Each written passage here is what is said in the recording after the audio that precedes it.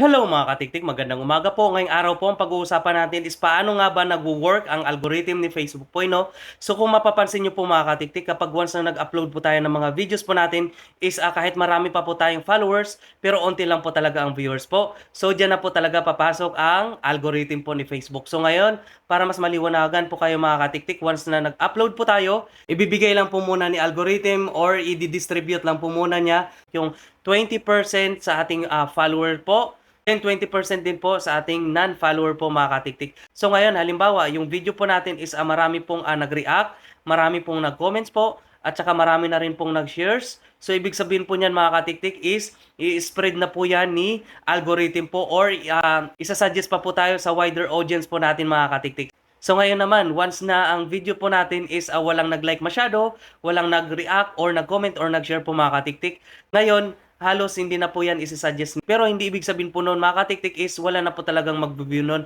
Meron at mayroon din po mga katiktik. Pero hindi po ganoon kadami po mga katiktik. So halimbawa, matagal-tagal na yung video nyo po na na-upload. Tapos may naghalungkat po na followers nyo po. Tapos binairal niya po doon. Pwedeng dumami po ang views nyo po doon mga katiktik. So ngayon mga katiktik, ano po ang dapat po natin gawin? Gumawa po tayo ng video po na talagang magba-viral po mga katiktik para ang algorithm ni Facebook po mga katiktik ang makakatulong talaga sa atin para dumami ang ating followers and viewers po mga katiktik, no? So, tiyaga-tiyaga lang po tayo sa pag-upload ng mga videos po at malay po natin one day is may magba-viral po sa ating mga content na ginawa po mga katiktik. So, I hope nakatulong po ito mga katiktik sa inyo, no? At pakishare naman po nito mga katiktik sa ating kapwa content creator po.